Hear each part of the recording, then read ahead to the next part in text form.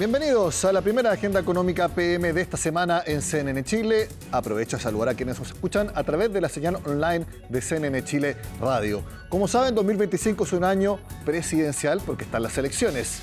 Y hoy día hubo una pauta liderada por el presidente Gabriel Boric que tenía características de al menos primarias. ¿Por qué?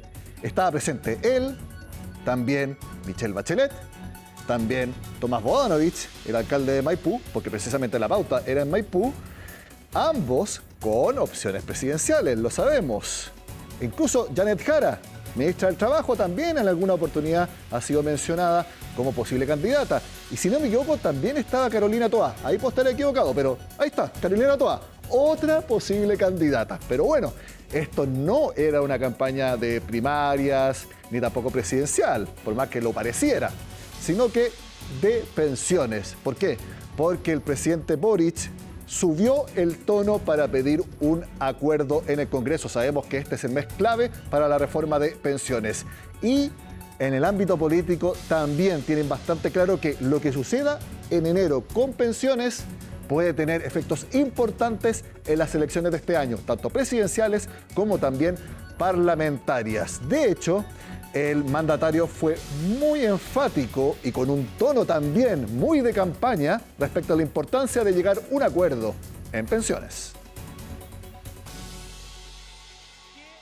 Tenemos un consenso en que hay que aumentar la cotización. Nuestra perspectiva, y acá lo digo muy claro y de hecho fue lo que presentamos en un comienzo, es que todo el aumento de cotización debiera ir a un fondo solidario con perspectiva solidaria. Pero la política no es el voluntarismo de hacer solamente lo que uno quiere si la realidad te dice que no se puede, porque no tenemos los votos y por lo tanto hemos estado dispuestos a conversar y a buscar fórmulas alternativas. Pero hay sectores de la derecha que insisten en que el 6% extra de cotización tiene que ir exclusivamente a las cuentas de cotización individual. Acá nadie va a lograr el 100% de lo que quiere, pero lo importante es que a los chilenos y chilenas les suban las pensiones ahora. Y para eso hay que llegar a un acuerdo. Bueno, para llegar a un acuerdo es muy importante que haya acuerdo precisamente en el 6% de cotización extra, que es lejos lo más difícil en estos momentos. Bueno, de todas maneras, en Agenda Económica durante esta semana les queremos explicar de qué se tratan los puntos más importantes que se van a discutir durante enero. Y partimos por esto, lo que estábamos viendo. ¿Qué es un 6% extra de cotización? Eso lo explica Francisca Bahamontes.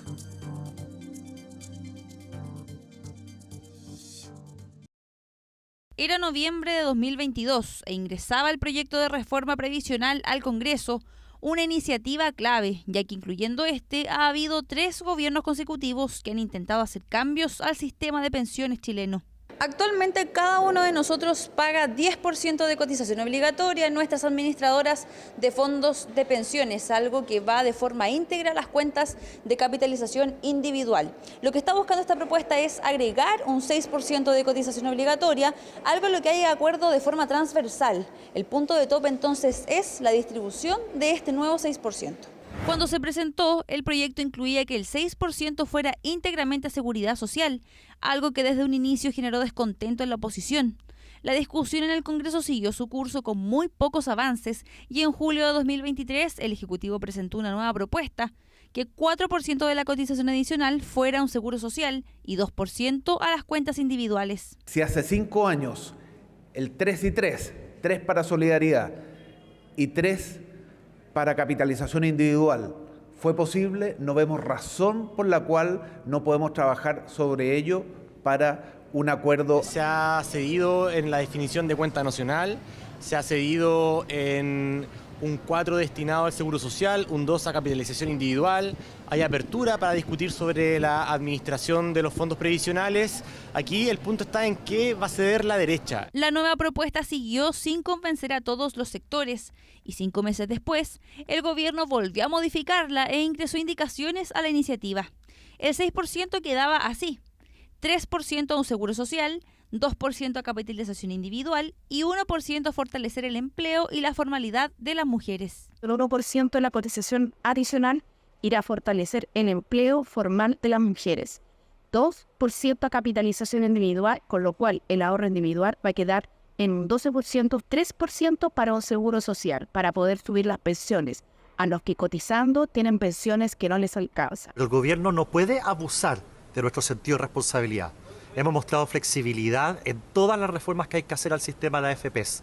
Creemos que muchas de ellas van en el sentido correcto, pero no nos pidan que el ahorro de los trabajadores vaya a un sistema de reparto.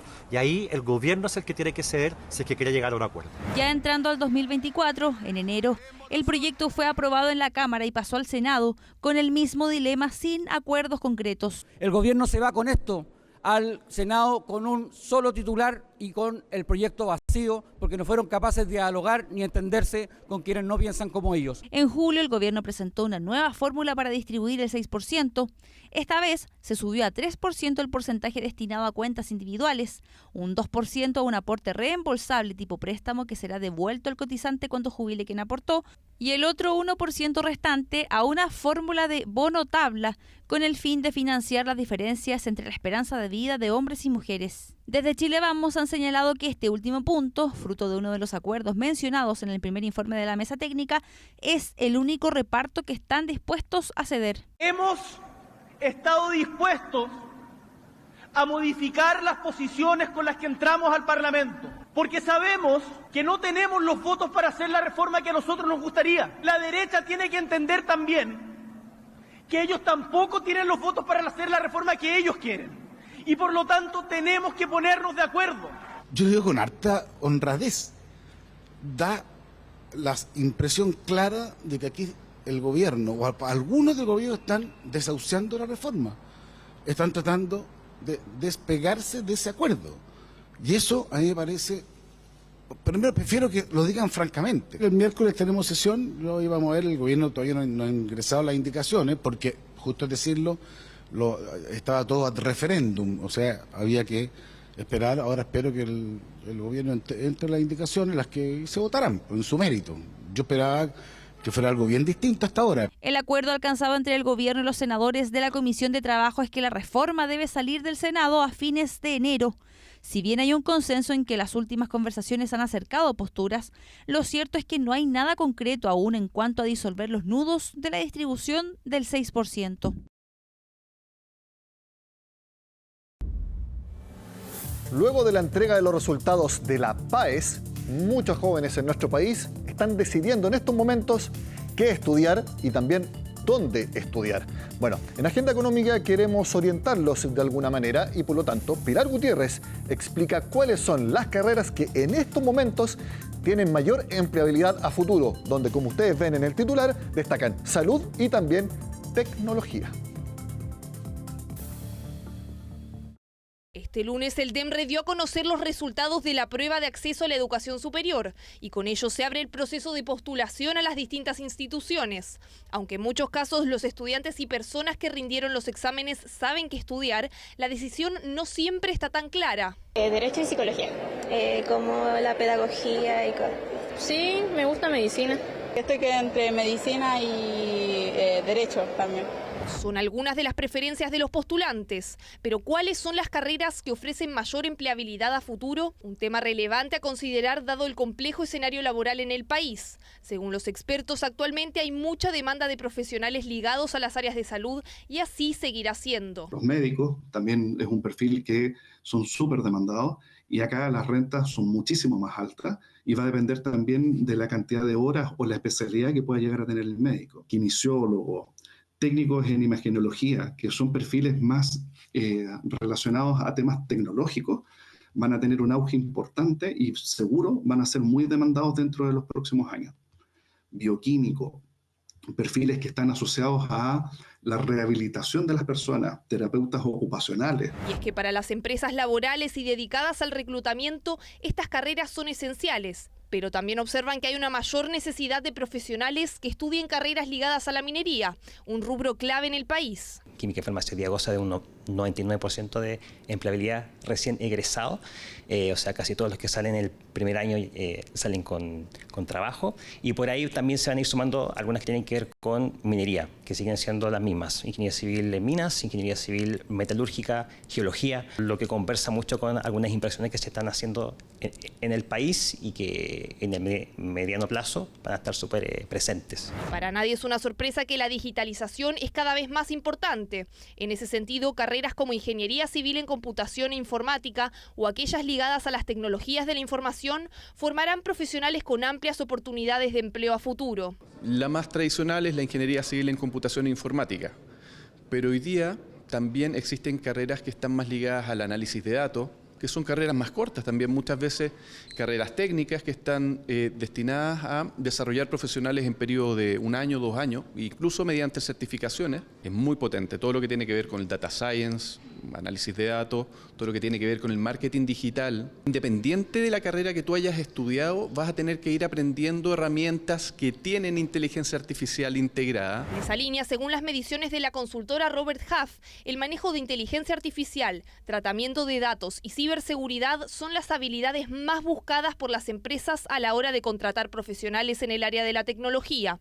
Una mirada con la que coinciden otros expertos y destacan otras áreas relevantes. Todos los temas de data, pero también programación, inteligencia artificial, todo lo relativo a modelación, a todos los temas de tecnología aplicada, obviamente, y generativa. Luego, temas relativos a medio ambiente, ¿sí? Manejo de reciclaje, temas relativos a justamente temas de medio ambiente en particular, todos los temas relativos a personas, relativos a relaciones públicas, también son temas bien importantes. ¿Y qué pasa con las carreras humanistas? No creo que vayan a desaparecer muchas carreras porque son humanistas, sino que el desafío es cómo aprovecho de la mejor manera posible estas herramientas que me está entregando la tecnología y la inteligencia artificial. La parte creativa, la parte de lo que es auténticamente humano, eso yo dificulto que se vaya a reemplazar en mucho tiempo. Parte de la transformación del mercado laboral a futuro y aquellas carreras que serán demandadas. Un nuevo escenario donde la tecnología tendrá un rol clave y que además requerirá de profesionales con capacidad de adaptación en un entorno que seguirá cambiando cada vez más. Hacemos la pausa y al regreso en Agenda Económica tenemos recomendaciones de inversión en momentos en que el dólar sigue a Luca. Ya volvemos.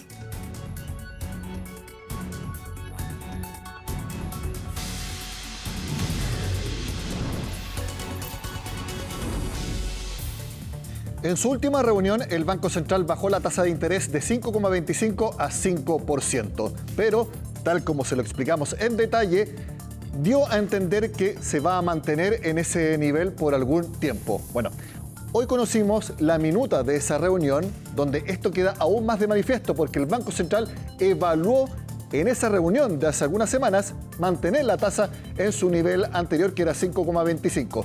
¿Por qué?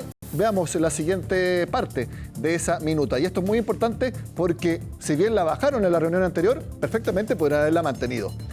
En cuanto a la opción de mantener la tasa de política monetaria, algunos consejeros mencionaron que esta alternativa ponderaba más los riesgos presentes y reflejaba de mejor manera la incomodidad que representaba una inflación de 5%. Es muy importante esto porque el Banco Central estima que la inflación va a subir a 5% en alguna parte de este semestre. Y por lo tanto, si ellos están incómodos con esa inflación, una opción muy factible era mantener la tasa en 5,25. No lo hicieron, la bajaron igual a 5%, pero perfectamente pudieron haberla mantenido. Por lo tanto, esto ya es prácticamente una confirmación de que el Banco Central no va a bajar la tasa de interés ni en la reunión de este mes, ni tampoco en la siguiente de marzo. Bueno, y otra razón de por qué el Banco Central no va a bajar la tasa de interés es porque el dólar está sumamente alto. Llegó a 1.019 pesos el viernes. Este lunes bajó, cerró en 1.012, pero de todas maneras se estabiliza sobre 1.000 pesos, es decir, dólar a Luca. ¿Cómo esto repercute en nuestras inversiones? Lo conversamos ahora con Ramiro Galeano, fundador de Upside Capital, a quien vemos en pantalla. Ramiro, gracias por estar en Agenda Económica. Hola Nicolás, muchas gracias por la invitación. En el escenario base de ustedes, ¿el dólar va a seguir a Luca?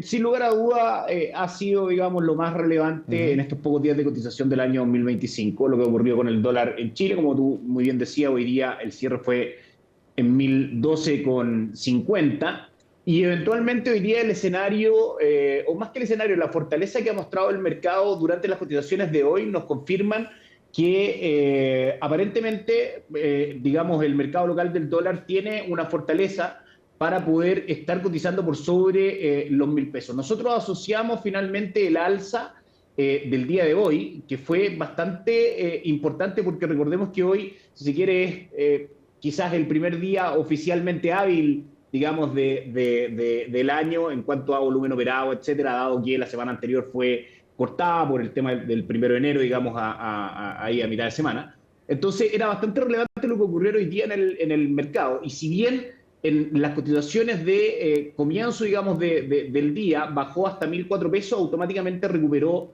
prácticamente todos los cedidos desde los 1.016 del cierre del día viernes, tocando máximo hoy día en 1.015. Así que desde nuestro punto de vista, el escenario, a lo menos por un tiempo, dependiendo de algunos factores económicos que podemos ir comentando, va a ser con un dólar en Chile cotizando por sobre los 1.000 pesos. En eso, hay algunos que se preguntan si tienen ahorro en dólares, si es un buen momento vendedor. Eso, si es que las perspectivas son que este es un techo y que pueda bajar el dólar. Pero hay otros que dicen, ¿por qué no? Quizás el dólar pueda seguir subiendo y por lo tanto mantenerme sin vender. ¿Cuál es tu recomendación?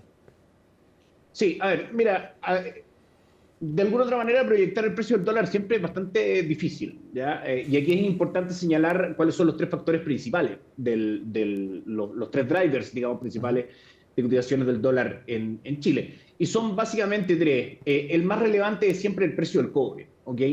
Y fíjate que, curiosamente, hoy día el cobre subió aproximadamente un 2.8% en la Bolsa de Metales de Londres.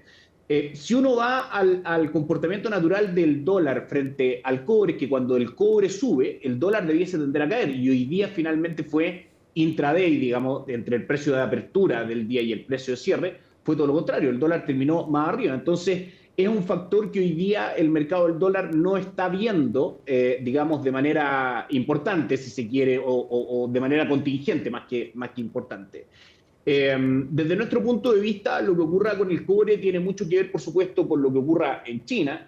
Y por ahora, si bien algunas cifras de servicio, etcétera, han mostrado alguna recuperación de la economía china, la recuperación como tal, sostenible en el largo plazo, no es algo que esté, digamos, arriba de la mesa. Y por ende tampoco podemos apostar a que el cobre vaya a subir demasiado durante el año. Eso es con la información que tenemos comenzando el año 2025. Así que de manera por factor cobre, nosotros pensamos que eventualmente debiese mantenerse el dólar cotizando por sobre los 1.000 pesos, pero no con un si se quiere, impulso alcista en el corto plazo demasiado fuerte. Y en el otro factor que también hay que poner en lo inmediato, digamos, ojo, es en Estados Unidos, el ascenso de Donald Trump ya en 2 semanas más a la presidencia de Estados Unidos, sus primeras políticas, y por sobre todo lo que ocurra con cifras tanto laborales como de inflación en Estados Unidos, que a su vez repercuten en lo que vaya a hacer la Reserva Federal con la tasa de interés. Si la tasa de interés en Estados Unidos sigue el camino, digamos, que recorrió durante 2024, que fue bajista, eventualmente podríamos esperar alguna presión bajista también en las cotizaciones del dólar en el mundo y también en Chile. Pero para que eso ocurra, tenemos que ver finalmente, primero, cuáles son las primeras políticas de Trump, digamos, desde el punto de vista económico. Segundo, qué es lo que ocurre con las cifras de empleo de Estados Unidos del mes de diciembre, que se publican este viernes.